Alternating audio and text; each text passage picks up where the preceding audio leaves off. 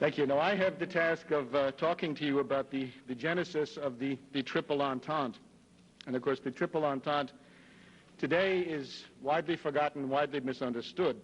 I guess many people think that this is a term from a French sex manual. But it is drawn rather from actually diplomatic history.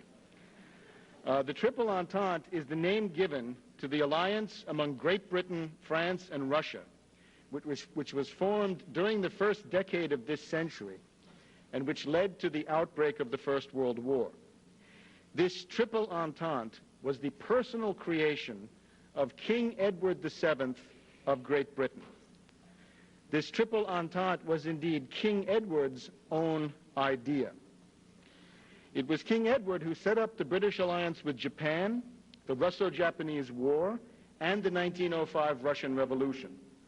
It was King Edward VII, acting as the autocrat of British foreign policy, who engineered the Entente Cordiale with France in 1903, and who then went on to seal the fateful British-Russian Entente of 1907. It was King Edward who cleverly massaged Theodore Roosevelt and other American leaders to help bring about the U.S.-UK special relationship, the bane of our own national life, which dates from this time. This diplomatic work was masterminded and carried out by Edward VII personally, with the various British ministers, cabinets, round tables, and other apparatus merely following in his wake. Edward had a geopolitical vision in the Venetian tradition, and this was one of brutal simplicity. The encirclement of Germany by a hostile coalition, followed by a war of annihilation in which many of Britain's erstwhile allies, especially France and Russia, would also be decimated and crippled. Now, Edward VII died in May of 1910 before he could see his life's work brought to completion. But he had created, in his lifetime, the war alliance of Britain, France, Russia, Japan, with support from the United States, that would take the field in August of 1914. He had created the nightmare of crossed mobilizations among Germany, France, and Russia. And he had created a network of co-thinkers who would, when the time came, send out the mobilization telegrams and launch the war. The great madmen of 1914, Sir Edward Grey, Izvolsky, Sazonov, Delcasse, Clemenceau, Poincaré, were all agents of Edward VII's influence. It was, in short, Edward's crowd that made sure that the lights went out across Europe, never to be re-illuminated for a generation or more. Now, Edward VII was also a Casanova with a crown. He was a satyr and sodomist on the throne of England. He was the royal rake of Edwardian legend. He was, most of all, more than any other single human being, the author of the First World War, and thus brought about what is probably the most destructive single event in the history of Western civilization. Without Edward's exertions, this war could not have occurred. The Lord of the Isles, as we see him in his Scottish costume at the Waverley Ball of 1871, was the Lord of the Flies. Now, why should we be concerned with these matters today? The main things that have gone wrong in the 20th century are demonstrably rooted in World War I. World War I opened the door for the communism of Lenin and Stalin, the fascism of Mussolini and Hitler.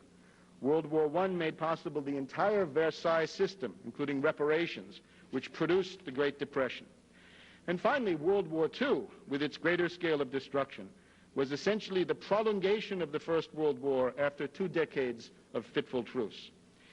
In our own time, the Mad Hatters and March Hares of the London oligarchy, the Rees-Moggs and the Hitler Herds, are proposing a return to the Triple Entente as the shape of things to come.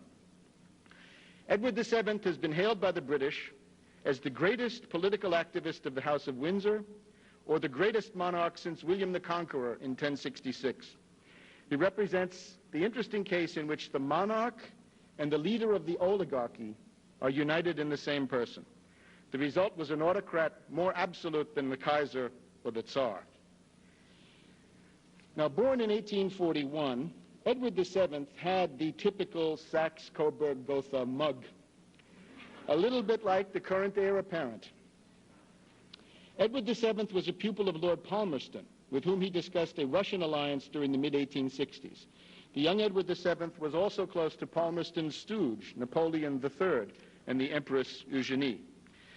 At the time of the 7 Weeks' War between Prussia and Austria in 1866, Edward's mother, Queen Victoria, sympathized with Prussia, but Edward supported Austria. In 1866, Edward favored what he called an Anglo-French entente to contain Prussia. This was already the germ of a London-Paris entente cordiale of nearly 40 years later. Hostility to Prussia and later to Germany is thus the one fixed point of Edward VII's career. What is reflected here is classic Venetian geopolitics as applied by the British. For centuries, London's maxim has been to ally with the second strongest continental power in order to destroy the strongest continental power. Until 1870, the British perceived Russia as the strongest land power. But in the 1870s, that changed abruptly with the emergence of United Germany. Edward VII was quicker than other elements of the British oligarchy to take note of that momentous shift. Edward visited Canada and the United States in the fall of 1860, helping to give a final push to secession and civil war. In 1862, he was in Egypt and the Middle East. In 1875 and 1876, Edward visited India, where he helped to launch the Afghan War, the Second Afghan War of 1878, which was waged against the influence of Russia. One of the members of Edward's party on that tour was his fellow rake, lifelong friend and political ally, Lord Carrington. Edward's apprenticeship for the monarchy was a long one. His father, Prince Albert of Saxe-Coburg-Gotha, died in 1861. Edward's mother, Queen Victoria, went into deep mourning and did not emerge during the 40 remaining years of her life. Now, the Queen was a raving occultist, as befits a royal house which had always been dominated by Venetians.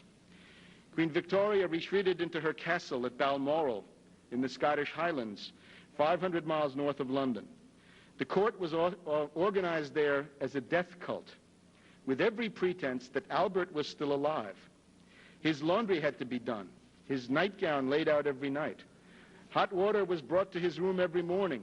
The chamber pot was cleaned. There were 2 guest books, one for the Queen, one for Albert, and so on. Victoria made repeated attempts to contact the shade of Prince Albert in the underworld, and these became the origins of the modern British Occult Bureau. As a result of these seances, the Queen became convinced that her Scottish gillie, or attendant, John Brown, was a powerful medium through whom the spirit of Albert addressed her. Gossip seeped out from Balmoral to London that John Brown was the Queen's stallion. He was granted every conjugal privilege, including adjoining bedrooms far from the ladies in waiting. A pamphlet about Victoria appeared under the title Mrs. John Brown. Victoria was very like Miss Havisham in the Dickens novel Great Expectations, the woman for whom time had stopped when she had lost her husband. Now, when we factor in the frequent orders for opium and heroin made to the local Balmoral pharmacy, we get a picture of Victoria's life in the Highlands. Prim and straight-laced it was not. Now, when Edward VII married, he chose Princess Alexandra of the Danish royal house, who had her own anti-German revanche complex because of Bismarck's war against Denmark in 1864. Victoria remained in mourning, gazing at a marble bust of Albert, which is just on the edge of that photograph. Victoria refused to appear at state occasions, so Edward had to assume these functions for 40 years. Edward set up a household in London and began his career as a royal rake. He became the undisputed leader of British high society. This is the source of the Edwardian legend of the hedonist or sex maniac whose mistresses included Lily Langtry, Daisy the Countess of Warwick, Lady Brooke, Mrs. George Keppel, and untold others. Some of the can-can dancers painted by Toulouse-Lautrec were girlfriends of the Lord of the Flies. There was even a fling with Sarah Bernhardt, the French actress. When Bernhardt was playing in Fedora in Paris, Edward told her that he had always wanted to be an actor. In the next night, the scene in which Fedora comes upon the dead body of her lover, few recognized the heir to the British throne. Edward VII had made his stage debut as a cadaver. Marlborough House was also organized as a center of the Homintern, his residence. One of Edward's friends, Lord Arthur Somerset, known to his friends as Podge, was arrested during a police raid in one of London's numerous homosexual brothels. A satire on Edward was written in the style of Tennyson's Idylls of the King. This was called Guelpho the Gay, the Coming K. Some recall the predecessor on the throne, Edward the Confessor. This king was to go down as Edward the Caresser. Prince Felix Yusupov was the heir to the biggest fortune in Russia. He was also considered the most beautiful transvestite in Europe. One evening, Yusupov, dressed as a woman, attended the theater in Paris. He noted that there was a portly, whiskered gentleman ogling him through an opera glass from one of the box seats. Within minutes, Yusupov received a MASH note signed King Edward VII. Now remember that this Yusupov is the man who assassinated Rasputin, the holy man and reputed German agent, in December 1916, which is an event that did help to detonate the Russian Revolution of a few months later. So we see the political importance of King Edward's Homintern. Edward VII's first son was Prince Albert Victor Edward. That's him, known formally as the Duke of Clarence and Avondale. Prince Eddie, like his father, had been considered mentally impaired in his youth. Prince Eddie here was arrested at least once in a homosexual brothel. He died young. His main claim to fame today is that he is the prime suspect in the Jack the Ripper murders, front and center there with the family group. This was a grisly series of crimes involving the murder of 5 prostitutes in the Whitechapel slum of London in 1888-89. At the time of these murders, rumors abounded about the involvement of a member of the royal family and of an obscure background of Freemasonic intrigue. The papers of the attending physician of the royal family indicate that he had been treating Jack the Ripper. A number of exhaustive studies have concluded that this was Prince Eddie. According to some versions, Eddie had contracted syphilis during a trip to the West Indies during his youth. This had affected his brain. According to others, Eddie was part of a homosexual clique that had killed because they simply hated women. There is no doubt that Prince Eddie answered to the best available description of Jack the Ripper. He died conveniently in January 1892. Now, his younger brother was King George V later. He assumed his place in the succession. George V became the father of the Nazi king, Edward VIII, the baby. If persistent reports are true, the great-uncle of the current queen was the homicidal maniac Jack the Ripper. And there is this ongoing controversy about what to call the British royal house. Can you call it Hanover or Windsor or Guelph or Saxe-Coburg-Gotha? Perhaps the simplest alternative is to call it the House of Jack the Ripper.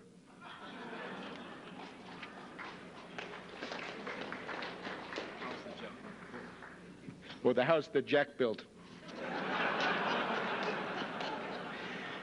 Now, of the existence of a cover-up in all this, there can be no doubt. One of the main saboteurs of the investigation was a certain General Sir Charles Warren, the chief of the London Metropolitan Police. Warren suppressed evidence, had witnesses intimidated, and was forced to resign amidst the public outcry about Masonic conspiracy. Warren was the master of a new Freemasonic lodge that had recently been created in London. This was the Quatuor Coronati Lodge of Research, number 2076 of the Scottish Rite. The Quatuor Coronati Lodge had been founded in 1884 with a warrant from the Grand Master of British Freemasonry, who happened to be Edward VII. Now, during these years, Edward built up an unparalleled personal network of politicians and others who owed their careers to him. They are historically significant because they constituted the International War Party up through 1914. We see some names. One of the habitués of Edward's Marlborough House set was a rising member of Parliament during the Disraeli era, Lord Randolph Churchill. Randolph was headed for a great political career when he died of syphilis. But despite the syphilis, he had a son, Sir Winston Churchill, who was promoted by Edward VII to a post in the Privy Council. Winston considered himself King Edward's protégé. Edward had urged him to pursue a career in politics and writing. For a time, Winston sent the king a daily letter summing up the activities of the House of Commons. Another servant of the Lord of the Flies was Joseph Chamberlain. Chamberlain had been mayor of Birmingham and was known for his anti-royalist rhetoric.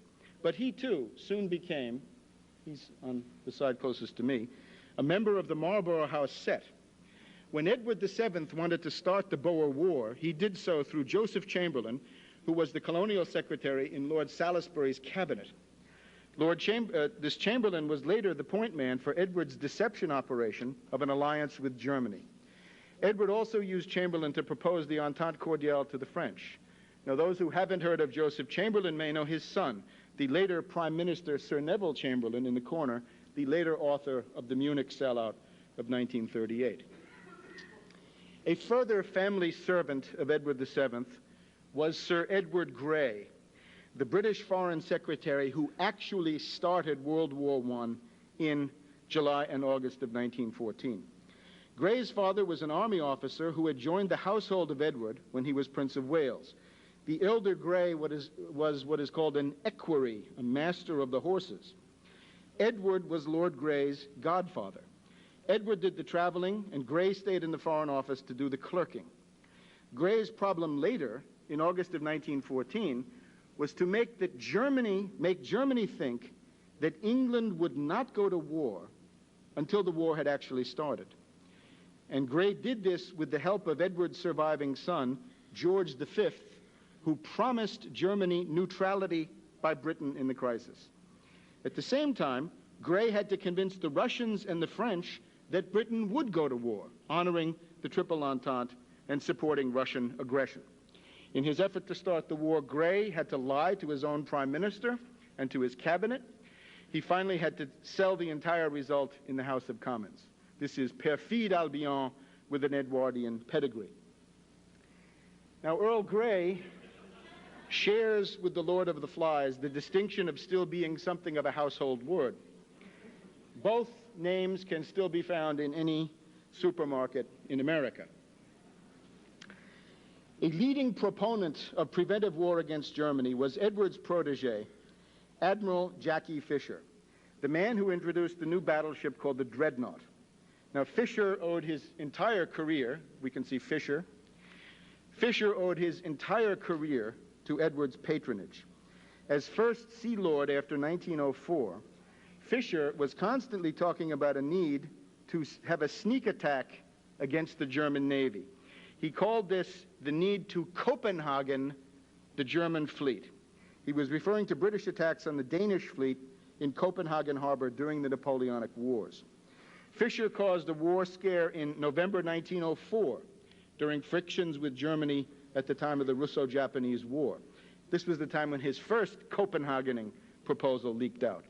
During the first Moroccan crisis of 1905, Fisher was at it again, telling Edward that the Royal Navy could, quote, have the German fleet, the Kiel Canal, and Schleswig-Holstein within a fortnight.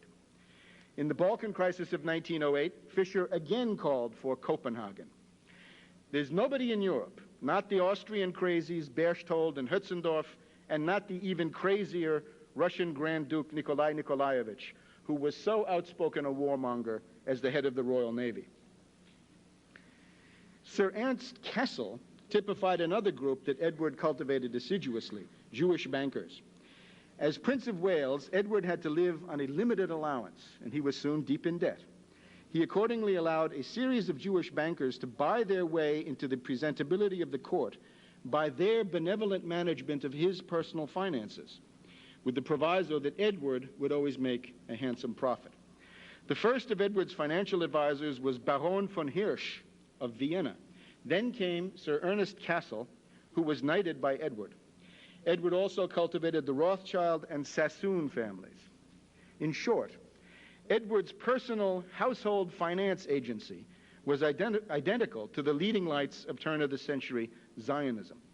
Cassel was also a political operative for Edward, becoming the head of the Ottoman National Bank, the Banque Ottomane, at the request of the Young Turk regime in 1909.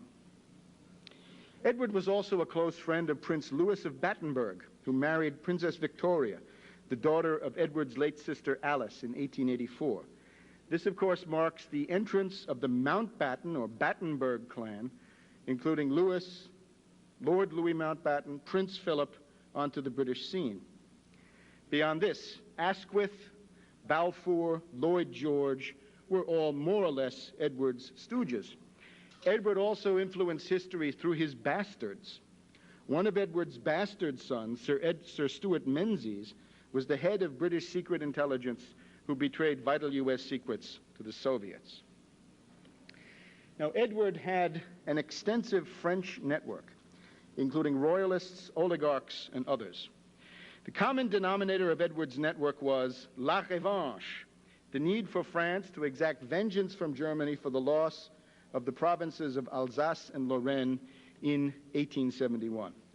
The central figure here was a leftish radical, George Tiger Clemenceau, that you see here to the right of Woodrow Wilson at Versailles. Clemenceau's talents for overthrowing governments gave the French Third Republic some of its proverbial instability. Clemenceau was attacked from 1892 on as a British agent and a paid spy of the British embassy. Now, a former French foreign minister, Émile Florent, saw the Dreyfus affair as concocted by Edward VII and his agents in order to break French institutional resistance to the dictatorial regime of Clemenceau. Florent wrote in this interesting book, "Clemenceau is the proconsul of the English king, charged with the administration of his province of the Gauls." Théophile Delcassé was Edward's partner in the British-French Entente Cordiale of 1903-1904. Delcassé had taken office in the confrontation of the Fashoda crisis, when London and Paris had been on the verge of war. Delcassé's view was that France could survive only as a very junior partner of the British. In the Moroccan crisis of 1905, France risked war with Germany over Morocco.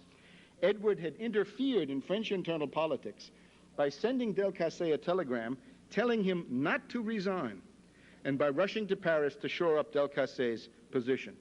It was clear to everybody that Delcassé was Edward's minister and not the Republic's. Delcassé had simply lied to his ministerial colleagues about the actual danger of war with Germany. Delcassé fell as foreign minister but stayed on in other posts. Other members of Edward's network in France included Paul Cambon, who was for many years the French ambassador in London, and Raymond Poincaré, the wartime president and a leading warmonger. A plumpish, dandified man, he wore a pearl pin in his white waistcoat, always affected white spats, carried a lorgnette, and trailed a faint touch of violet eau de cologne. So wrote a contemporary of Alexander Petrovich Izvolsky, the Russian foreign minister who was Edward's partner for the Anglo-Russian Entente of 1907, which completed the encirclement of Germany. Edward assigned Izvolsky the Anglo-Russian Entente in 1904, and at that point, Izvolsky entered Edward's personal service. Izvolsky was made Russian foreign minister in May 1906, after Russia's defeat in the Russo-Japanese War. He served under Prime Minister Stolypin. With Izvolsky, Russian diplomacy gave up all interest in the Far East, made deals with the British for Iran, Afghanistan, and Tibet, and concentrated everything on the Balkans, the approach that was, of course, to lead straight to World War. When Izvolsky was in danger of losing his job, Edward telegraphed to the Tsar that he should stay in office. Izvolsky had to settle for Russia's Paris embassy, where he used a special fund to bribe French journalists to create war hysteria. In July 1914, Izvolsky ran around Paris screaming that it was his war that had just started. Izvolsky was succeeded as Russian foreign minister by Sazonov, another British agent, who played a key role in getting the fateful Russian mobilization of July 1914 going on. Now, the Lord of the Flies had a favorite pen pal. His favorite pen pal was U.S. President Theodore Roosevelt. Roosevelt was handled from day to day by Cecil Spring Rice of Sir Edward Grey's Foreign Office. Starting in 1904, Edward wrote Teddy letters about how the two of them had been placed in command of the two great branches of the Anglo-Saxon race. Teddy wrote back about the need for understanding between the English-speaking peoples, and he also discussed his theories of our racial stock. Eddie wrote to Edward that his view, and this is what Theodore Roosevelt said, is that the real interests of the English-speaking peoples are one, alike in the Atlantic and the Pacific. Roosevelt served Edward's goals in the mediation of the Russo-Japanese War, in support of the British at Algeciras and the conference there, and in raising naval disarmament at the Hague Conference. But behind his back, Edward's envoys mocked the president as a gauche semi-savage who gave primitive lunches at Oyster Bay. Later, Sir Edward Grey exerted a decisive influence on Woodrow Wilson through the intermediary of his key advisor, Colonel House. Edward was called the Uncle of Europe, Uncle Bertie, because so many of Queen Victoria's other children had married into the various royal houses, making Europe, in effect, one royal family. Kaiser Wilhelm of Germany was Edward's nephew. Tsar Nicholas II was also his nephew, married to Edward's wife's niece. After 40 years as Prince of Wales, Edward knew oligarchical Europe like a book. He was personally acquainted with every crowned head, every prominent statesman and minister. He could gauge their influence, their process of thought, and their probable response in an emergency. Now, Fleuron, that we saw before, found that Edward owed his triumphs primarily to himself, to his profound knowledge of the human heart and the sagacity with which he could sort out the vices and weaknesses of individuals and peoples and make these into the worst and most destructive weapons against them. Edward's empire was built on eternal human folly and on intellectual and moral degradation of the subject populations. Fleuron praised Edward's practical understanding of French ideology. Edward knew how to exploit the chauvinism of the revanchards to incite France against Germany. He knew how to play on the fascination of the Russian Slavophiles with the Greater Serbia agitation in the Balkans. He knew how to use the hatred of the Italian irredentisti against Austria to detach Italy from the pro-German Triple Alliance. He knew how to drive wedges between Germany and Austria by evoking Viennese resentment about Prussian preeminence and their fear of Serbia. He could also exploit an American racist's eagerness to be, like the king, a member of the Anglo-Saxon master race. He could even use the aspirations of Japanese militarists for the greater glory of the British Empire. Much of Edward's personal magnetism was exercised in his incessant state visits, where he was able to unleash highly orchestrated outbursts of Bertie mania. And for those who recall the Gorby mania of some years back, you understand this phenomenon. Now, Edward's mastery of psychological and ideological manipulation is most evident in his relation with his pathetic, unstable nephew, Kaiser Wilhelm. Edward had indeed made a detailed study of Willie's psychological profile, which he knew to be pervaded by feelings of inferiority and, worse yet, incurable Anglophilia. Now, the British and Entente demonization of Wilhelm as the world's chief warmonger is absurd. Wilhelm's problem was that he felt inferior to British royalty. Edward could always get the desired result from the Kaiser. If he wanted a public tantrum from the Kaiser, he could get that. One writer reports that Edward punched the Kaiser at a meeting, knocking him down. But if Edward needed to be friendly, he could do that too. During the Boer War, when Britain's diplomatic isolation was at its height, Edward was able to con the Kaiser into making a state visit to London. Not just once, but again and again and again, the Kaiser muffed opportunities to checkmate Edward's plans. Edward also played on the Kaiser to sabotage the Berlin to Baghdad railway, which you see. At Windsor Castle in 1907, Edward demanded that the British keep control of a section of the railway between Baghdad and the Persian Gulf as a gate. The gate was to block German troops going to India, supposedly. The Kaiser was ready to grant such a gate. Otherwise, Edward always said that the talks about the Baghdad railway had to be four-way, with France, Russia, Britain, Germany, so that the German proposals could always be voted down 3-1. When the war was finally over and the Kaiser had lost his throne, he arrived at his place of exile in Holland and turned to his host and said, "Now for a cup of real good English tea."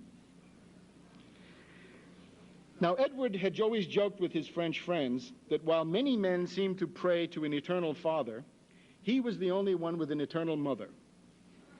But Queen Victoria finally died in 1901, and Edward began his drive to world war. Now, Edward's geopolitical problem was rooted in Lord Salisbury's policy of British splendid isolation. On the continent of Europe, there were two main alliances: the Triple Alliance of Germany and Austria-Hungary, with Italy as an adulterous partner. Opposed to this was the dual alliance of the France of Anatole and the Russia of Count Witte. Britain was a member of neither one. Now, British relations with all the continental powers were bad. Russia had been traditionally hostile since the Crimean War of mid-century. With France, Britain had just been to the brink of war in the Fashoda affair. Resentment remained great. Relations between Britain and the United States were traditionally bad. A dangerous flare-up had come in the 1895 boundary dispute between Venezuela and British Guiana, when President Grover Cleveland, of all people, had invoked the Monroe Doctrine and forced the British to accept arbitration. Edward had cleared that one up with the help of his American asset, Joseph Pulitzer. In the midst of all this, Edward and Joseph Chamberlain had started the Boer War against the Transvaal and the Orange Free State, two small states dominated by Dutch-speaking settlers in the Cape area of Africa. Now, the British tried to force the Afrikaners to knuckle under, and this led to the celebrated Black Week of December 1899, a stunning series of British military defeats, piles of British dead on the ground. A wave of anti-British hatred swept the world as press accounts from the front showed that the bullying imperial colossus had feet of clay. German, French, and Russian newspapers fulminated against London. The Russian government asked Paris and Berlin if they may not consider a joint intervention to stop the British. Agitation grew when the British responded to their defeats with increased atrocities. The British set up what you see here, the first concentration camps of the 20th century, in which Afrikaner children were systematically starved to death on the direct order of the Lord of the Flies. As a good Venetian, Edward recognized what he was dealing with. It was a Cambrai moment. In 1509, the Venetian oligarchy, after centuries of geopolitical perfidy, had been faced with the united front of virtually every other power in Europe, all seeking to destroy Venice. Edward himself had seen something similar in 1863, when Russia and the United States seemed to be about to combine to crush the British Empire. And now, between 1899 and 1902, public opinion in every country, including the United States, demanded measures against the British Lion. Britain risked the formation of a continental league or continental coalition or some other, as they put it, hostile combination on a well-nigh overwhelming scale. Now, Gasparo Contarini and the Venetian patricians of his time had responded to the War of the League of Cambrai by launching the Protestant Reformation and the Wars of Religion. Edward responded to the isolation of the British Empire by launching World War I. The first imperative for Edward was a deception operation to dupe and neutralize Germany, the natural centerpiece of any continental coalition against England. This was the mission of Joseph Chamberlain, member of the cabinet. Chamberlain said in a speech, November 1899, "No far-seeing statesman could be content with England's permanent isolation on the continent of Europe. The natural alliance is between ourselves and the German Empire. Interest and racial sentiment unite the two peoples, and a new triple alliance of Germany, England, and the United States would correspond to the sentimental tie that already binds Teutons and Anglo-Saxons together." Now, this rhetoric of a racist alliance was aimed at the Kaiser, who was so eager to be accepted among the Anglo-Saxons. Wilhelm was advised by his chancellor, Prince von Bülow, described as slippery as an eel, and by the gray eminence of the German foreign ministry, Baron von Holstein. Now, were these men British agents or British dupes? Were they part of a homosexual court cabal? Perhaps. In any case, Britain was offering an Anglo-German deal, and Berlin was interested, but with hard bargaining. The Berlin consensus was that Britain needed Germany, and that as time went on, the price that London would have to pay for German help could only increase. The Kaiser's policy was thus to move slowly towards a deal with London. Von Bülow and Holstein were adamant that a British alliance with France or Russia was simply impossible given the existing frictions. And so Wilhelm and his advisors let slip the great opportunity for a continental bloc, which would have meshed with the efforts of Anatole and Witte. Wilhelm was chasing the chimera of an accord with London, which was nothing but a racist deception ploy. In January 1901, when he came to town for Queen Victoria's funeral, the Kaiser was still proposing an Anglo-German alliance, the British to keep the sea and Germany the land. With such an alliance, not a mouse could stir in Europe without our permission, said the Kaiser.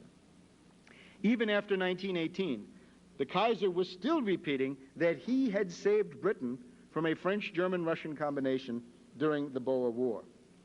Now, the Kaiser liked to talk about the yellow peril in the Far East. But Edward got himself an ally, and the first one he got was Japan.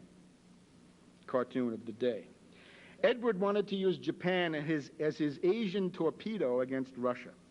The Japanese had conflicts with Russia in China and Korea. They were looking for an ally. The critical moment came when the former Prime Minister, Marquis Ito, visited London in December 1901. Edward saw to it that Ito was socially lionized and decorated, and an Anglo-Japanese treaty was signed within a month. Both partners were in a big hurry because the Trans-Siberian Railway was nearing completion, and that would vastly increase Russian power in the Far East. The key clause was that if Japan went to war in the Far East against a single power, Britain would observe a benevolent neutrality.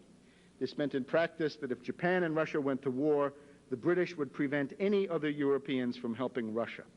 And that gave Japan a free hand for Admiral Togo's sneak attack on the Russian base of Port Arthur in early 1904, which people at the time perhaps were unable to see would lead to further complications 30 or 40 years down the line.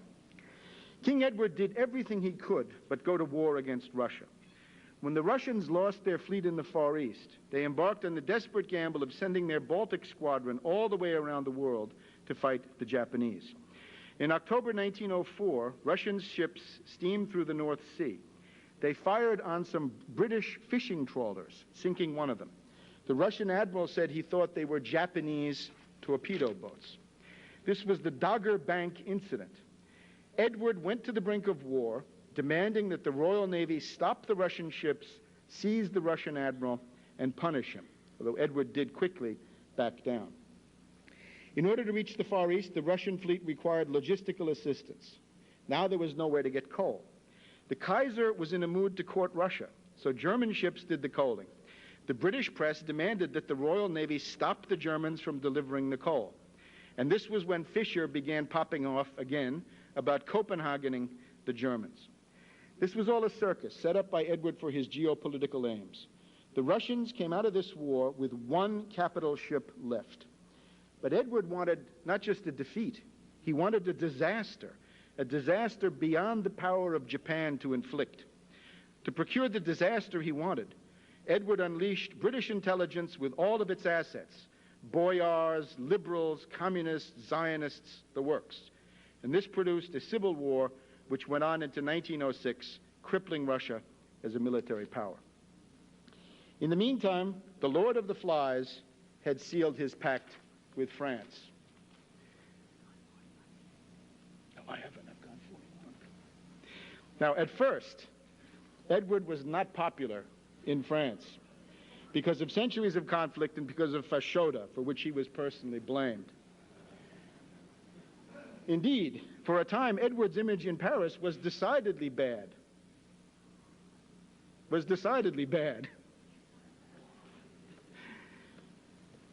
Joseph Chamberlain, who had...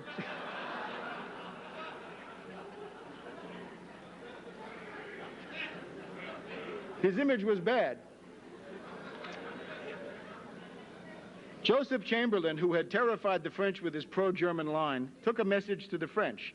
Edward was willing to trade Egypt for Morocco to get a deal with France. Now, this was a very unequal barter. Since the 1880s, the British presence in Egypt was officially temporary. The British were supposed to get out. But of course, they had no intention of getting out. They wanted the entire Nile Valley. But the French still had some rights in Egypt. But if the French caved in, the British position in Egypt would become unassailable, at least by Europeans. Morocco was a different story. The Moroccan government was stronger, and there were strong competing claims by Germany and Spain. So the idea of French preeminence in Morocco simply placed France and Germany once again on a collision course. But with the help of Delcassé, Clemenceau, and Cambon, the deal was signed. Edward contributed a tour de force of personal diplomacy, his visit to Paris in the spring of 1903. This was when Bertie turned on the charm with speeches in French about his friendship, recalling his sentimental association with Paris, Biarritz, and the Riviera. The press was undoubtedly well paid. The Parisian dandies and gratins, the elitists, turned Anglophile overnight in an explosion of Bertie mania that was crowned by Edward's appearance at Longchamp, the racetrack, with the wife of President Loubet, a puppet of Clemenceau. This celebration started France on the road that led to Verdun, with 6 million casualties, proportionately the highest of any belligerent. Now, the Lord of the Flies had designed the Moroccan gambit in the hope that Germany would quickly take the bait and challenge the new French domination in Morocco.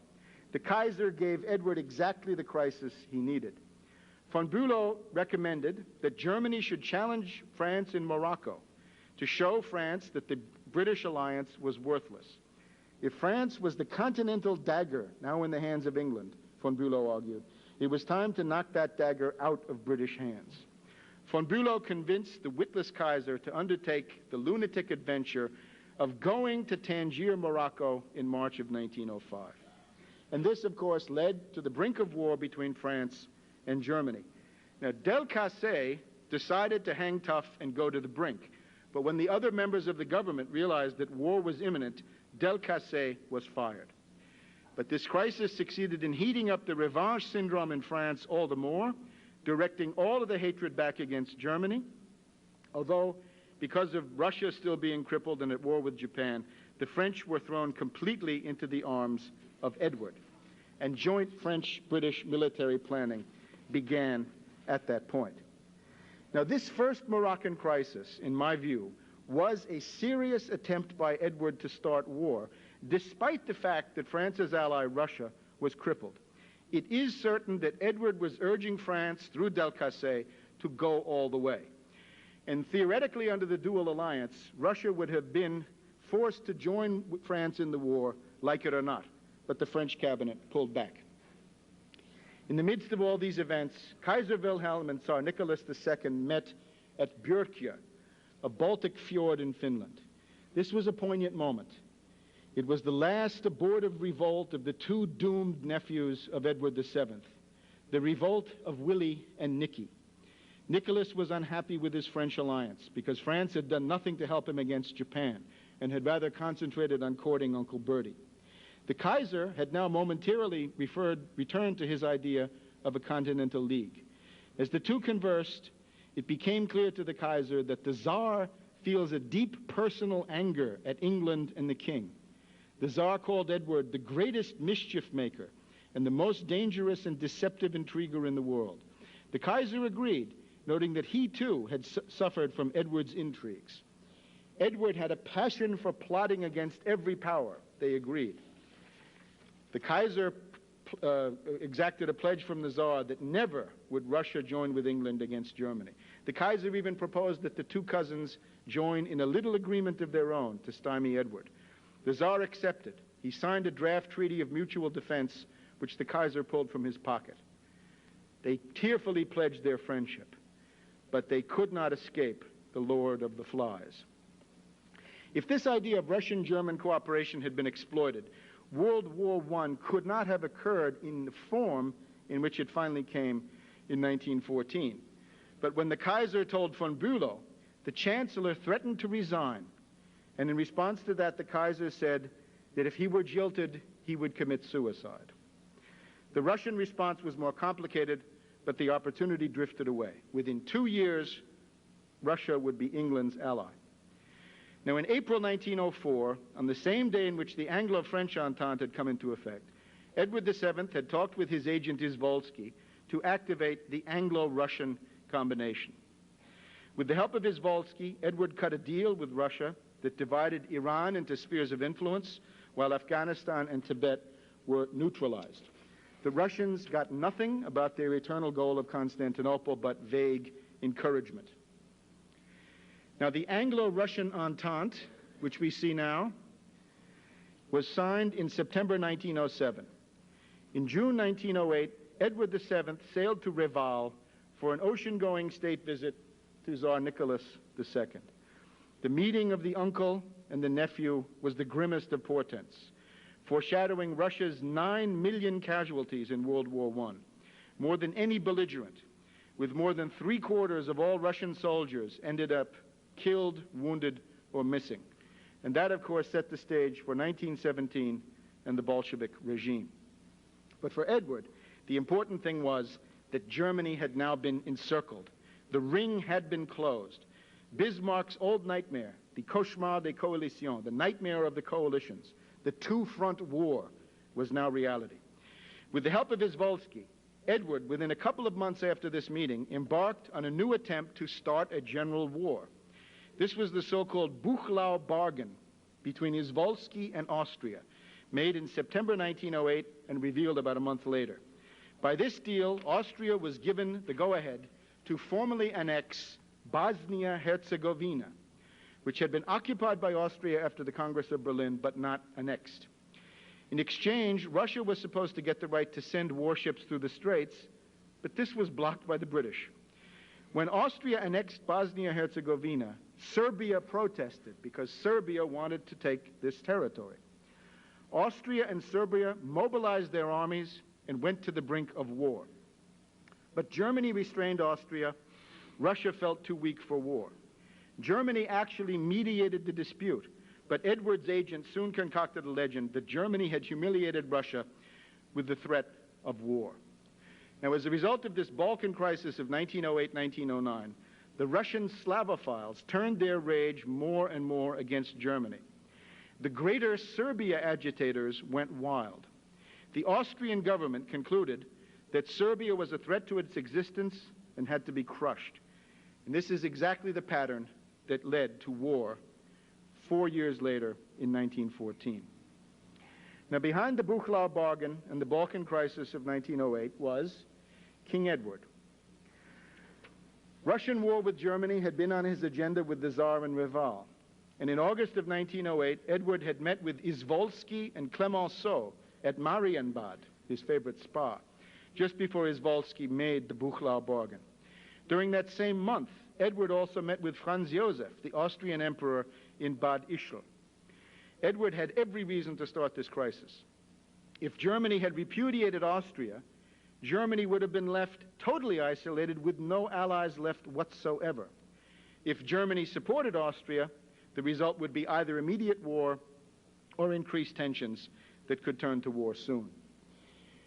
Now, it took one more Moroccan crisis and two more Balkan crises, and war came. It came soon, but not soon enough for Edward. The old Rouet died in May of 1910. And at that time, a newspaper in Leipzig, Germany, wrote that Edward had skillfully woven the Nessus robe to destroy the German Hercules. Now remember, in the old Greek myth, the hero Hercules could not be killed by any living man, but Hercules was killed by the centaur Nessus. Nessus had tried to rape Deianira, the wife of Hercules. Hercules killed him. The dying Nessus told Deianira to soak the robe of Hercules in his own blood and dress him in it if he should ever seem unfaithful. Deianira did this, and the poisoned centaur blood of Nessus, the sex-crazed old centaur, finally killed Hercules. For a few moments in July 1914, the Kaiser realized what had happened. Edward's coalition, he said, had taken the Austro-Serbian conflict as an excuse for waging a total war of extermination against Germany. That is the situation set into motion by Edward VII. The famous encirclement of Germany has finally become a fact, and we squirm isolated in the net. Edward VII is stronger after his death than am I, who am still alive. Now, as a pamphlet issued in Germany shortly after the beginning of the war stated, King Edward was the greatest criminal against humanity in the 20th century, and nothing that has happened in the meantime makes that case less compelling. Now, from Edward's time to our own, the British monarchy has successfully weathered three storms of a peculiar type. One was the Republican agitation of about 1870, reflecting the dissatisfaction with Victoria as a royal recluse, and with Edward, the heir apparent, as a rake. Then came 1916-1918, when British troops began to die in large numbers on the Western Front of World War I. That caused a huge wave of hatred for all things German, including the royal family, who had to take the absurd name of Windsor to cover up their German origins. This was when George V refused to accept the Tsar because he feared a political reaction. Then came the Edward VIII crisis of 1936, which reflected the fact that the king was a Nazi. And now, since 91-92, we have the Charles and Diana crisis. But there is no reason to assume that the British monarchy, having weathered all these storms, will be easily swept away. We must rather conclude that the royals will stop at nothing, including a military coup, a fascist dictatorship, or World War III, to avoid giving up power. The historical truth about Edward VII greatly simplifies the question of who and what caused World War I. The cause of World War I was King Edward VII. His geopolitics, his diplomacy, his agents, his alliance system. A clause in the Versailles Treaty specifies that Germany bears the entire guilt for World War I. This is absurd. The World War was caused by Edward VII, as we have seen. The dismantling of the Versailles system must therefore include the revision of the Versailles Treaty to specify British war guilt in the person of King Edward VII. France, Russia, Japan, Italy, the United States, and other great nations were used by Edward VII as geopolitical pawns, and they have suffered immeasurably as a result. 90 years after Edward's Entente, citizens and statesmen must learn the lesson of how the British monarchy and oligarchy orchestrated the catastrophe of 1914. We must save human civilization from the heirs to the Lord of the Flies.